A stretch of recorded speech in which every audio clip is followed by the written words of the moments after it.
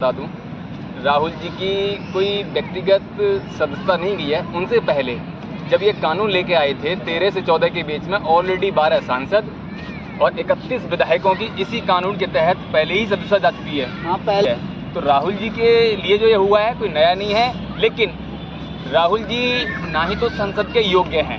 सबसे पहले तो मैं अब इसलिए नहीं कहूँगा कि मैं वहाँ पर नहीं हूँ, मानिए संसद का सदस्य नहीं हूँ, मानिए संसद का, लेकिन आदमी की एक योग्यता होती है।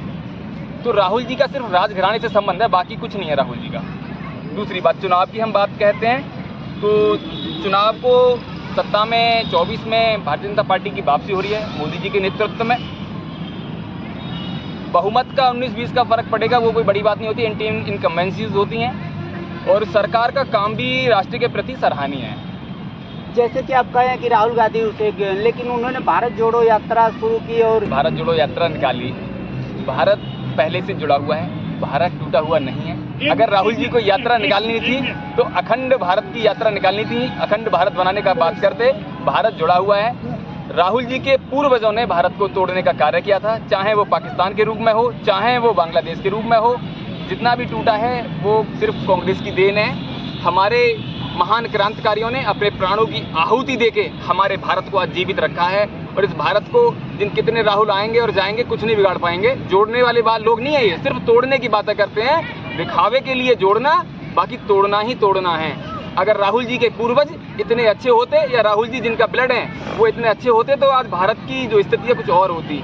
देश में खाने को नहीं था, पीने के लिए नहीं था, 55 करोड़ पाकिस्तान को देने के लिए इनके दादाजी ने दे दिया। कहाँ से दे दिया? आज बात करते हैं राहुल जी ने भारत जोड़ो यात्रा निकाली। आप भी जानते हैं अभी 100 लोगों की यात्रा, यहाँ से भी हम दिल्ली तक जाएंगे तो कितना खर्चा बैठता है। राहुल जी ने कन्याकुमारी से कश्मीर तक की यात्रा में देश के पैसों को ही बर्बाद किया है, जो अनलीगल तरीके से उन्होंने उसको कमाया था। अपना पैसा करना बहुत टफ होता है। लेकिन सर राहुल गांधी के तरफ से ये विपक्ष जो है बार बार वो कर रहा है कि लोकतंत्र की हत्या हो रही है, जो ईडी सीबीआई है उसका सरकार दुरुपयोग कर रही है। देखिए, लोकतंत्र की हत्या तो उस दिन हो गई थी जिस दिन अटल बिहारी वाजपेयी जी की सरकार को एक वोट से गिरा दिया गया था। आज इन्हें लोकतंत्र दिख रहा है? जब एक वोट से एक ईमानदार सरकार को गिराया गया था उस दिन कहाँ था लोकतंत्र? जब बात अपने ऊपर आती है तो हमें लोकतंत्र दिखता है, जब बात राष्ट्र पर आती है तो कुछ नहीं है। यानी कि क्या है, राहुल जी राजकुमार हैं भारत के, यहाँ लोकतंत्र है, यहाँ राजकुमार नहीं चलते हैं। क्या इनकी माता जी यहाँ की राजमाता हैं? ऐसा नहीं है, यहाँ लोकतंत्र है। यहाँ एक निचले व्यक्ति अगर अपने परिश्रम से, अपनी मेहनत से और लोकतंत्र के माध्यम से उच्च पद पे पहुंच सकता है। प्रधानमंत्री का पद पाया। आज हमारे देश में मानिए मोदी जी का परिवार कोई राजघराना परिवार नहीं था, उन्होंने यहाँ तक का संघर्ष किया है, देश के लिए समर्पित रहे और आज भी हैं, तो वो उनके लिए उनके प्रयास का फल है। लेकिन सर दिल्ली के मुख्यमंत्री अरविंद केजरीवाल मोदी जी के पढ़ाई लिखाई को लेके बार बार टिप्पणी कर रहे हैं और सवाल उठा रहे हैं कि भारत का पहला अनपढ़ व्यक्ति प्रधानमंत्री बन गया। इसके बारे में आप क्या कहें? महोदय, मैं अरविंद केजरीवाल जी से कम एजुकेशन नहीं रखता हूँ। उन्होंने IIT से बीटेक किया है तो मैंने भी बीटेक किया है। उन्होंने वो IRS है तो मैंने बीटेक मैंने भी किया है। हम किसी पे उंगली उठाने से पहले अपनी तरफ देखें, आकलन अपना करें। मोदी जी ने डिग्री इनके लिए जबकि आवश्यकता नहीं दिखाने की, उन्होंने अपने MBA की डिग्री तक दिखाई। क्या चाहते हैं? क्या मोदी जी की इनसे कम क्वालिफिकेशन है? क्या इतना एजुकेटेड हैं? एक IRS आप बने तो आप सबसे ज़्यादा एजुकेटेड हैं, लेकिन आप भ्रष्ट सबसे ज़्यादा हैं। मैं ये गारंटी से कह सकता हूँ। मानो हम किसी पे अगर अनपढ़ की उंगली उठा रहे हैं तो अपने आप देखना चाहिए, मैं अपनी तरफ भी। मैं अगर आपकी तरफ उंगली कर रहा हूँ तो ये 3 उंगलियाँ क्या बल्कि 4 मेरी तरफ है, एक आपकी तरफ है। एजुकेशन को देखेंगे या राष्ट्र के प्रति हम अपनी सेवा को देखेंगे? अगर आज ये क्या है, अरविंद केजरीवाल जी के बारे में अगर मैं बात करूं, अरविंद केजरीवाल जी ने दिल्ली को कम से कम नहीं तो 50 वर्ष पीछे कर दिया। जहां आगे जाना चाहिए था, इनसे अच्छा कार्य तो शीला दीक्षित जी ने किया। अरविंद केजरीवाल जी से कई गुना बेटर कार्य तो शीला दीक्षित जी ने किया। आप पढ़े लिखे थे, आप वहाँ पे लॉ एंड ऑर्डर को आप ये लॉ एंड ऑर्डर की बात करते हैं जी, हमारे हाथ में लॉ एंड ऑर्डर नहीं है। दिल्ली पुलिस हमें दीजिए, जो आपके हाथ में उसमें तो आप काम कीजिए ना, उसमें आप नहीं काम कर पा रहे हैं। आपने इतना पैसा आपने प्रचार में लगा दिया कि जिसकी कोई तुलना ही नहीं है। आधे से ज़्यादा बजट तो आपने अपने प्रचार में लगा दिया। नहीं, प्रचार में तो सारी सरकारें करती हैं, सारे लगाती हैं, लेकिन दिल्ली का अगर हम कंपैरिजन करें तो रेवेन्यू जो जनरेट होता है दिल्ली में सबसे ज़्यादा रेवेन्यू जनरेट होता है। मैं आपको बताऊँ सर, अभी आप कहे कि केजरीवाल से ज़्यादा पढ़े लिखे हैं मोदी जी, लेकिन मोदी जी खुद एक इंटरव्यू में पहले कहे थे कि 10वीं के बाद मैं पढ़ा ही नहीं। आप जैसा कि जानते होंगे हमारे यहाँ ओपन कॉलेजेस हैं, वहाँ से एजुकेशन को प्राप्त किया जा सकता है। तो वो उन्होंने एमए की एजुकेशन प्राप्त की और उन्होंने डिग्री को शो आउट भी किया, दिखाया भी है। हाँ, दिखाया। तो ऐसा नहीं है कि हमारे यहाँ और हमारे यहाँ ही नहीं, वर्ल्ड में हर कंट्री में ओपन की व्यवस्था अवेलेबल है। आप 10th तक मानिए स्कूल गए, उसके बाद की एजुकेशन घर बैठ के ले सकते हैं एग्जाम देने के बाद में। और आज के युग में तो ऑनलाइन परीक्षाएं होती हैं, घर से भी दे सकते हैं। आज तो ओपन जब जाना भी पड़ता था एग्जाम को, अब तो घर बैठे भी दे सकते हैं। ऐसा नहीं है हम ये कह देंगे अनपढ़ है। अनपढ़ की बात करें तो ज्ञानी जैल सिंह जी थे, हमारे देश के राष्ट्रपति बने। उनको क्यों नहीं बोलते हैं केजरीवाल जी? केजरीवाल जी ने सत्ता हासिल की पंजाब में लॉ एंड ऑर्डर उनके हाथ में, क्यों नहीं उसको चला पा रहे हैं वो? बल्कि उनको वहाँ पे लॉ एंड ऑर्डर वहाँ पे लागू करके बेटर करना चाहिए, लेकिन नहीं कर पा रहे हैं। होता क्या है कि हम दूसरे पे उंगली उठा सकते हैं, अपनी तरफ नहीं देख सकते।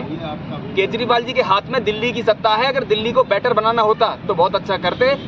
लेकिन सर वो तो दिल्ली में पानी बिजली सब फ्री किए हैं, इसके बारे में आप क्या कहें? आप वो तो यही कह रहे हैं कि जब नेताओं को फ्री हो सकता है 400 यूनिट बिजली का बिल, सरकारी आवास फ्री हो सकता है, हालांकि जनता का टैक्स है, तो क्यों नहीं आम जनता का कुछ माफ हो सकता है, ये कह रहे हैं। मैं आपके अभी तक न्यूज़ के माध्यम से केजरीवाल जी तक अपनी बात पहुंचाने का ये प्रयास करूंगा।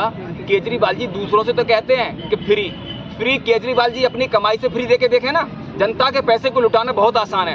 केजरीवाल जी ने आज की स्थिति में भारत में दूसरे नंबर की विधानसभा की सैलरी केजरीवाल जी के विधायकों को जाती है। नंबर 1 पर तेलंगाना के विधायकों की सैलरी है और दूसरे नंबर पर दिल्ली की है। हम बात दूसरों की तो करते हैं, अपने दिल्ली तो एक राज्य केंद्र शासित प्रदेश है। अगर केंद्र शासित प्रदेश का मतलब ये है कि उनको हम पैसा लुटा दें देश का, यानी कि अपने जो इनकम है हमारी, मानिए जो देश का पैसा है, जो रेवेन्यू है, इनके विधायकों को लुटा दें। आज केजरीवाल जी की पार्टी के विधायकों की सैलरी भारत में दूसरे नंबर की सैलरी है।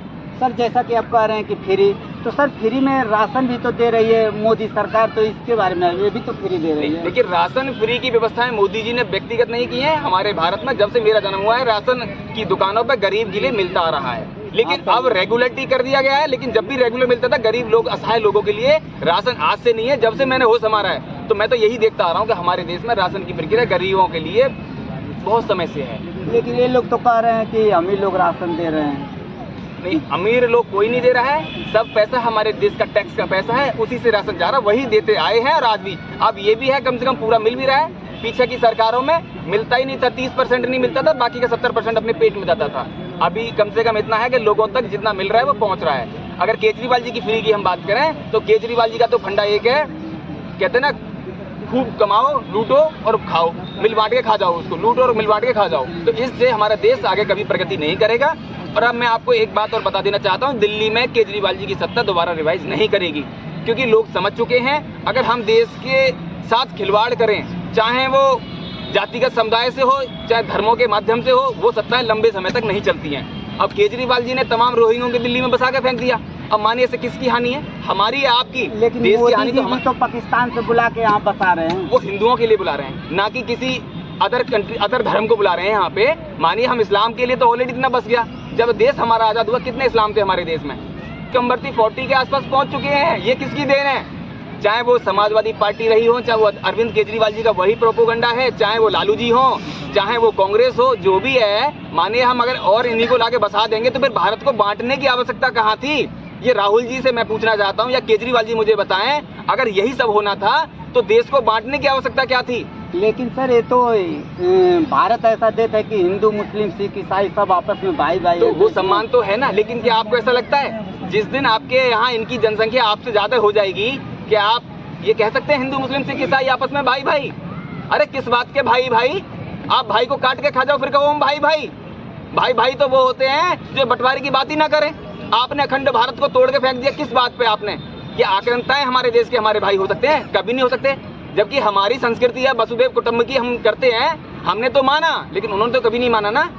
जिस गौरी को 17 बार माफ किया उसने क्या किया? जिस गौरी को 17 बार माफ किया उसने क्या किया? और जो लोग ये कहते हैं ये उनकी भूल है, और वो भूल का नतीजा देख भी रहे हैं और देखेंगे भी।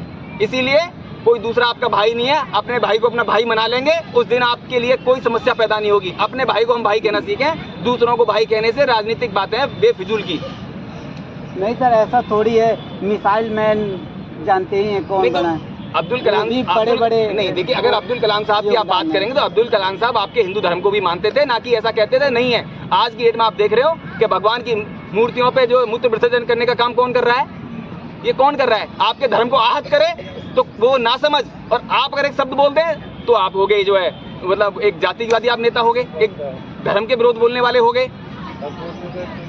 जैसे सर महंगाई को लेकर आप क्या कहेंगे लास्ट सवाल? देखिए महंगाई पे आप देखिए लोगों की सैलरियां भी बढ़ी हैं, और जब देश अगर विकास की तरफ बढ़ता है तो चीजें तो आती हैं, फ्री में कुछ नहीं मिलता है। अब सैलरी भी आप देखिए, जिन लोगों को सैलरी पहले 10,000 मिलती थी आज उनकी सैलरी 40,000 पे पहुंच गई, तो वो भी बढ़ी है। तो इधर महंगाई का भी फर्क पड़ता है, ऐसा नहीं है। और आज की डेट में जो महंगाई को वर्ल्ड झेल रहा है वो आपके भारत पे इतना बड़ा प्रभाव नहीं है। आप देख रहे हैं रशिया यूक्रेन के युद्ध में अच्छे अच्छे देशों की खुद तबाही होगी। आर्थिक स्थिति क्या है और आपकी आर्थिक स्थिति कहाँ पहुंची है? और बार बार प्राइवेट को लेकर हर चीज़ प्राइवेट हो रहा है, इसके बारे में आप क्या कहेंगे? देखिए प्राइवेटीकरण हमारे देश की मांग है, क्योंकि सरकारी सिस्टम को लोगों ने इतना पैरालाइज के रूप में बना के रख दिया, काम ही नहीं करने जाते सरकारी सेक्टर में, तो आप कैसे करेंगे? प्राइवेट सेक्टर में मानिए आप भी अगर अपने न्यूज़ के लिए यहाँ पे आ रहे हैं, अगर यही सरकारी न्यूज़ बन जाएगा तो आप भी नहीं आएंगे जनता के बीच में, क्योंकि हमें अपने कहते हैं ना कार्य करने के लिए ये चीज़ करनी पड़ती हैं। आप अगर अपने यहाँ काम भी कराएंगे तो उस पर ध्यान देंगे। यहाँ क्या है, गवर्नमेंट नौकरी आदमी इसलिए पाना चाहता है कि मुझे कुछ करना ना पड़े, बस एक बार सेटल्ड हो गई, मेरी लाइफ सेटल्ड हो गई। अगर काम करने के लिए कभी हमारे देश में कमियां नहीं थी। भारत सोने की चिड़िया था, है, रहेगा। बस लोगों की सोच बदलने की आवश्यकता है, अपने देश से प्यार करना सीखें और गुलामी की मानसिकता को छोड़ के अपने भारत माता से नाता जोड़ें, इस पे कार्य करें, बस इतनी ही आवश्यकता है। और लास्ट सवाल, 2024 में क्या देखते हैं? 2024 में मोदी जी के नेतृत्व में दोबारा भारतीय जनता पार्टी की सरकार बनेगी, निसंदेह। चलिए बहुत बहुत धन्यवाद। बिल्कुल, आपका भी बहुत बहुत धन्यवाद।